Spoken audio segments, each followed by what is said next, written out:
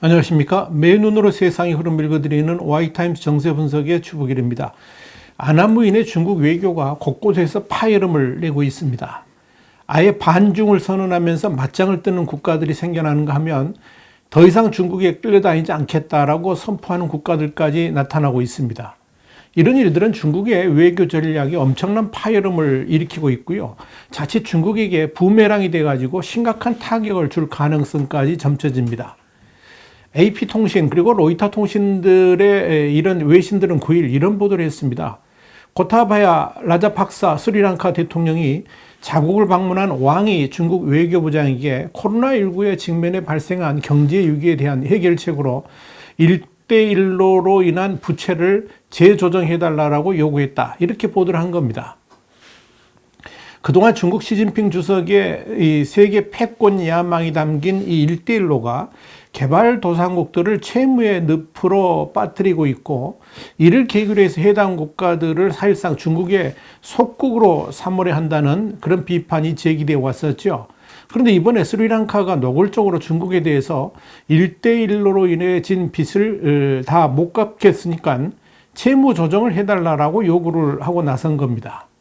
현재 스리랑카가 중국에 상환해야 될 채무는 스리랑카 국유 기업에 대한 대출을 제외하고도 총 33억 8천만 달러, 한 4조 원에 다 이르는 것으로 추정되고 있습니다. 문제는 이 스리랑카가 최악의 경제 위기 속에서 외환 보유고가 16억 달러, 한 1조 9천억 밖에 되질 않고 있고요. 올해 안에 상환해야 될 채무가 45억 달러, 한 5조 4천억 원에 이른다는 점입니다. 이런 스리랑카의 요구에 중국은 진퇴양난입니다. 이런 문제가 단지 스리랑카에만 국한된 일이 아니기 때문에 그렇죠. 사실상 그동안 중국이 1대1로를 명분으로 해가지고 여기저기 부채의 덫을 만들어 모든 나라들이 다 여기에 해당됩니다. 지난해 9월 28일자 월스트리트저널은 미국 윌리엄 앤 메리 대학의 에이데이터 연구소 보고서를 인용해가지고 1대1로 프로젝트에 가세한 아시아, 아프리카 국가들의 비공개 부채가 3,850억 달러, 한 456조 원에 이른다 그러면서 중국이 1대1로 사업을 추진하면서 불투명한 융자를 통해 급속히 영향을 확대하는 과정에서 참여국들을 이처럼 막대한 빚의 덫에 빠지게 만들었다라고 강력하게 비판을 했었습니다. 보고서는 2000년 이래 중국 정부와 국유기업이 아시아와 아프리카 등 165개국에 자금을 융자한 1만 3천 건, 총규모 8,430억 달러 사업과 관련한 지출액과 부채액을 조사해 봤더니 대중국 채무가 국내 총생산의 10% 이상인 국가만 해도 42개 나라에 달하고, 숨은 대중국 부채의 GDP 대비 비율이 가장 큰 곳은 중국과 돈독한 관계를 맺어온 라오스로 35%로 나타났다. 이렇게 밝혔습니다. 심지어 라오스의 경우에는 공식적인 정부 채무와 합칠 경우에 대중국 부채가 GDP의 64%나 될 정도로 어마어마했습니다. 더 심각한 문제는 지난 2012년까지는 저소득국의 정부를 대상으로 해서 융자를 해왔지만 최근 들어서는 각국 국영기업과 금융기관을 상대로 하는 비율이 70% 가까이 확대될 정도로 전방위적이가지고 대다수 차입처에서 정부의 공적 채무로 보고하지 않는 숨은 부채가 팽창하고 있다는 점입니다.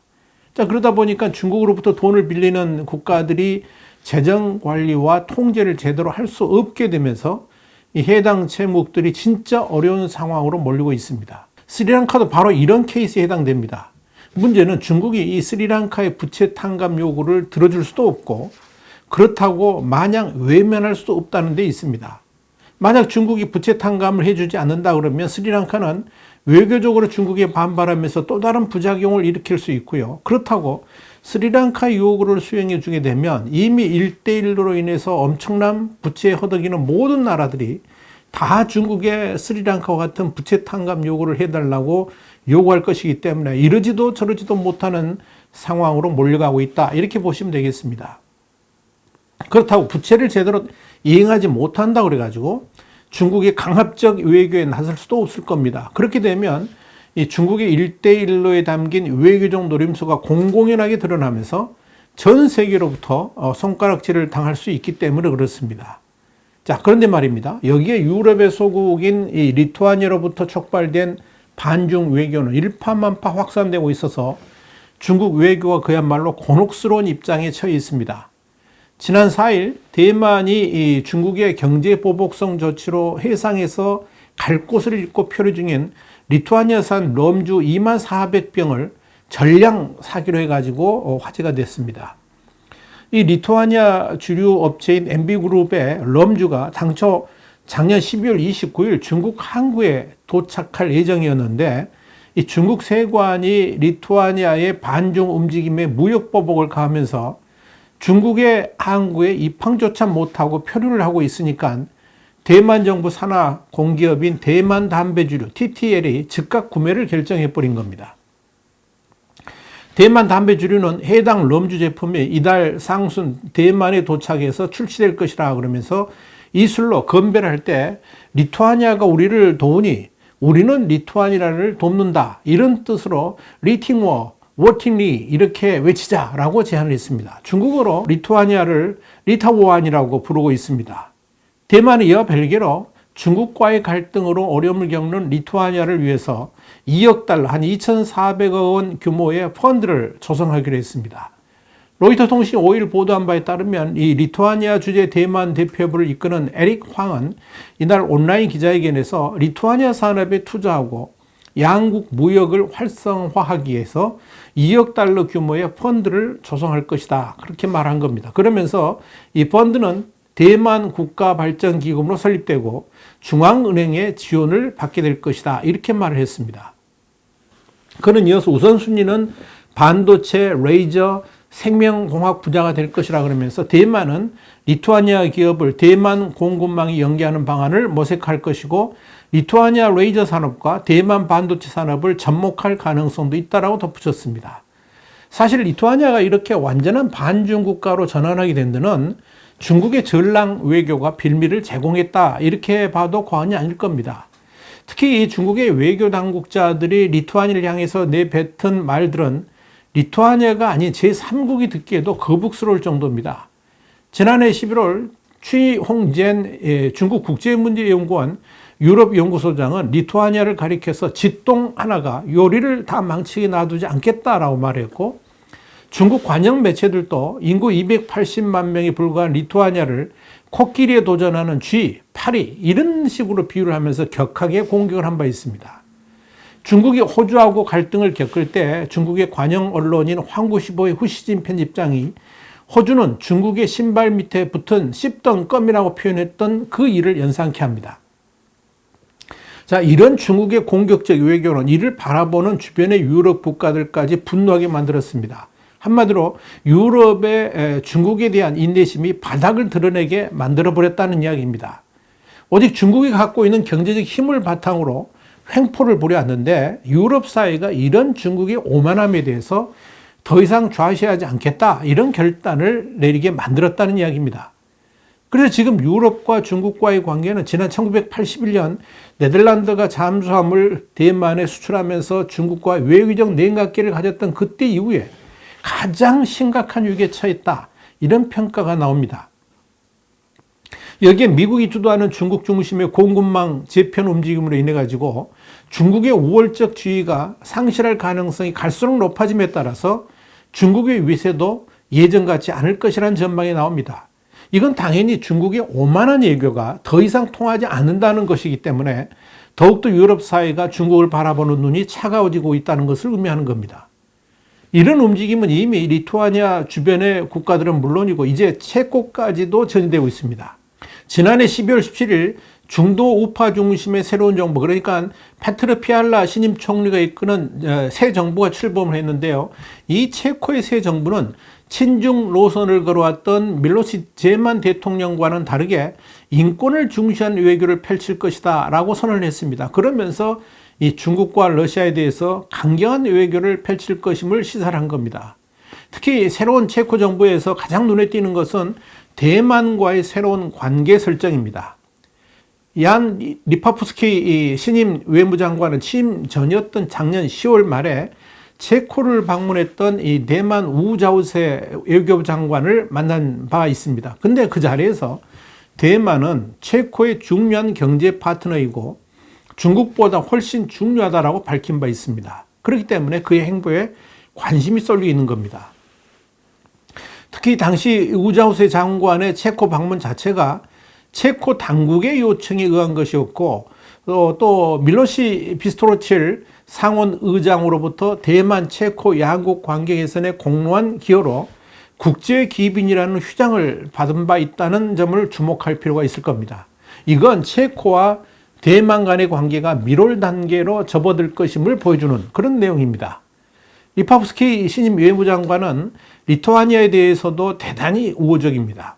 다시 말씀드리면 리투아니아에 대해서 외교적 경제적으로 압박하는 중국에 대해서 매우 비판적이고요. 특히 중국이 일방적으로 리투아니아에 대한 외교 관계 격화에 대해서도 맹공을 가한 바 있습니다. 여기에 밀로시 비스토로칠 상원 의장은 중국의 압박에도 2020년 8월 체코 정치인과 기업인 등 89명의 수행단을 이끌고 대만을 방문한 바 있기 때문에 이 새로운 정부가 대만에 대해서 어떠한 정책을 펼칠지는 이미 눈에 선합니다.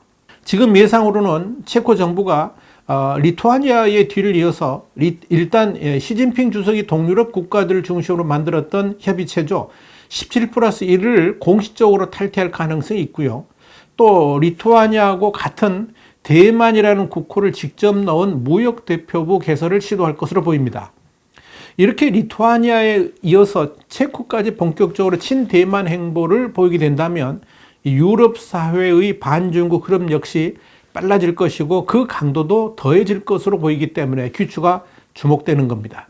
자, 이런 전랑 외교를 기본으로 한 오만하고도 무례한 중국 외교가 날이 갈수록 힘도 잃어가고 부메랑이 돼가지고 돌아오니까 중국의 원로 외교인들을 중심으로 해가지고 자성론이 일고 있습니다만은 이 시진핑의 중국 공산당이 이를 수용하게 될지는 미지수입니다. 지난해 12월 20일 중국 외교부 산하의 싱크탱크인 중국 국제문제연구원 CIIS가 주최한 2021년 국제정세와 중국 외교 세미나 기조연설에서 주일대사 또 주미대사와 외교부 부부장 차관급을 역임했던 취탱카이가 최근 대미 외교를 이렇게 평가를 했습니다. 부주의하고 게으르고 무능하다. 이렇게 신랄하게 비판해가지고 주목을 끌었었죠. 그 자리 자체가 중국의 2022년 외교 방향을 논의하는 자리이고 왕이 외교부장까지 참석했다는 점에서 이런 논의가 공개적으로 거론됐다는 것은 많은 의미를 갖습니다.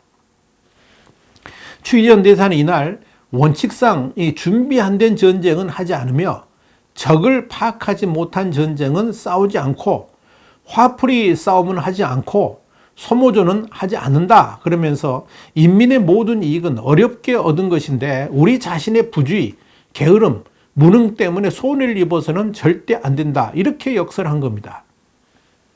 그런데 진짜 중요한 건 이겁니다.